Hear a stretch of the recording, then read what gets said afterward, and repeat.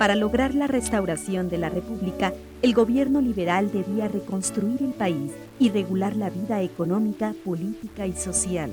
Asimismo, urgía unificar territorialmente a la nación. Solo un gobierno con amplios poderes permitiría a Benito Juárez y a los liberales alcanzar sus propósitos.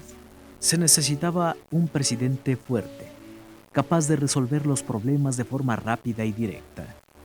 También era importante reafirmar el federalismo a través de una Cámara de Senadores con representantes de los estados. Durante su gestión como presidente, Juárez trató de concretar estos proyectos. En el área legislativa, su gobierno expidió el Código Civil y el Código Penal y reglamentó el recurso de amparo. En el renglón de la economía, se buscaron mayores ingresos mediante el cobro de aranceles en las aduanas. Se impulsó la actividad minera y se trabajó en el mejoramiento de caminos y puertos. Las cargas fiscales disminuyeron para estimular el comercio y se reanudaron las relaciones con varios países europeos. En la educación, el gobierno juarista sentó las bases de la libertad de enseñanza, promulgó la Ley de Instrucción Pública e impulsó el positivismo y la filosofía pedagógica liberal. Cuando terminó el periodo presidencial de 1867 a 1871, el Congreso convocó a elecciones. Se enfrentaron 3 candidatos liberales: Benito Juárez Sebastián Lerdo de Tejada. y Porfirio Díaz. El debate se concentró en la reelección y en el impulso a la industria, la inversión extranjera y la construcción de vías férreas. Ninguno de los candidatos alcanzó la mayoría de los sufragios. Como Juárez obtuvo más votos, el Congreso lo declaró triunfador. Ante la reelección de Juárez, Porfirio Díaz, junto con otros jefes descontentos, proclamó el Plan de la Noria en Oaxaca, el 12 de octubre de 1871. Acusaron a Juárez de no cumplir con la Constitución al querer reelegirse. A pesar de la oposición, Juárez ocupó nuevamente la presidencia, pero el 18 de julio de 1872 murió repentinamente. Con ello, desapareció el motivo de la sublevación de Díaz y su movimiento fue derrotado. Sebastián Lerdo de Tejada asumió la presidencia para el periodo de 1872 a 1876. Su política fue una continuación de los planteamientos juaristas. Tuvo que recurrir también a las inversiones extranjeras para la industrialización y el desarrollo de las vías de transporte y comunicación. Con la ayuda del exterior comenzó la construcción de los primeros ferrocarriles. Asimismo, se concesionó la explotación de algunas minas a compañías extranjeras. La prioridad de Lerdo de Tejada era lograr la pacificación y el orden. En segundo término, se encontraba el progreso económico. Por último, estaban las libertades políticas, mismas que se respetarían siempre y cuando fueran compatibles con las ideas de disciplina y desarrollo. El gobierno de Lerdo de Tejada creó el Senado, continuó con el programa educativo y reorganizó la hacienda pública con el fin de obtener más recursos. A pesar de todo, las medidas fueron insuficientes para resolver los problemas del país. El 26 de octubre de 1876, Lerdo de Tejada fue reelecto presidente de la República. José María Iglesias lo desconoció y pretendió asumir la presidencia.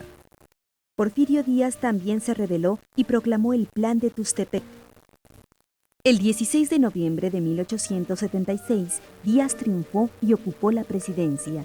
Lerdo de Tejada se vio forzado a renunciar, mientras que Iglesias abandonó México. A partir de ese momento, Porfirio Díaz se convirtió en el hombre fuerte del país. Heredó la fuerza que se le había dado al Poder Ejecutivo y el proyecto de gobierno construido por Juárez y los liberales. Más de medio siglo de guerras e intervenciones forjaron en los mexicanos del siglo XIX un sentimiento nacionalista que se expresó en una serie de obras literarias e históricas. En la literatura abundaron novelas y cuentos sobre la vida diaria, las festividades y las tradiciones. Escritores como Luis G. Inclán, Manuel Paino, Ignacio Manuel Altamirano, José Tomás Cuéllar y Guillermo Prieto plasmaron en diversas obras los rasgos de su tiempo. En su novela Astucia, el jefe de los Hermanos de la Hoja o los charros contrabandistas de la rama, Luis G. Inclán retrató el entorno rural de la segunda mitad del siglo XIX. Otra aproximación a la vida cotidiana de la época fue Los bandidos de Río Frío, novela de Manuel Paino. Entre los representantes del costumbrismo se encontraba José Tomás Cuéllar, autor de La Linterna Mágica, volumen que reúne sus novelas más conocidas. Otro narrador destacado fue Ignacio Manuel Altamirano, quien combinó su actividad política con el periodismo y la literatura. Fundó la revista El Renacimiento, en la cual reunió a los escritores mexicanos sin importar las diferencias políticas. Una de sus obras, Clemencia, aborda un conflicto amoroso cuyo escenario es la Guerra de Intervención Francesa. En la poesía sobresalió Guillermo Prieto, poeta de indiscutible vena popular y uno de los máximos exponentes del romanticismo mexicano. Su libro La Musa Callejera describe la ciudad y sus barrios, sus costumbres y su gente. Prieto también incursionó en la narrativa con Memorias de mis tiempos, una detallada crónica de la vida política, social y literaria de México entre 1828 y 1853. Francisco Zarco documentó el acontecer histórico de aquella época en la historia del Congreso Constituyente Extraordinario y en el folleto Los asesinatos de Tacubaya. En este último folleto, Zarco denunció a los conservadores por la matanza de los mártires de Tacubaya en la Guerra de Reforma. Cultivaron la novela histórica autores como Vicente Riva Palacio, quien escribió la obra México a través de los siglos. En el campo de la historia sobresalieron José Fernando Ramírez, Joaquín García y Casbalceta y Manuel Orozco Iberra. Dentro del periodismo, Ignacio Ramírez, el nigromante, fue encarcelado varias veces durante el régimen imperial a causa de sus publicaciones. Ramírez fundó el periódico Don Simplicio, en donde manifestaba su inconformidad ante la injusticia y la ignorancia. No obstante que en aquella época se pensaba que la mujer debía dedicarse solo al hogar, la educación femenina experimentó un gran impulso. Esther Tapia de Castellanos escribió en los periódicos liberales de Morelia y publicó varios poemas en defensa de la soberanía nacional. En Yucatán, la profesora Rita Cetina Gutiérrez escribió el poema A México, que versaba sobre el proceso de restauración de la República. Otra autora destacada fue Laureana Wright Kleinhaus, quien perteneció a varios grupos de escritores e intelectuales del estado de Guerrero. Algunas de sus obras fueron La emancipación de la mujer por medio del estudio y La educación errónea de la mujer, método práctico para corregirla. Fueron aquellos tiempos también de pinceladas maestras.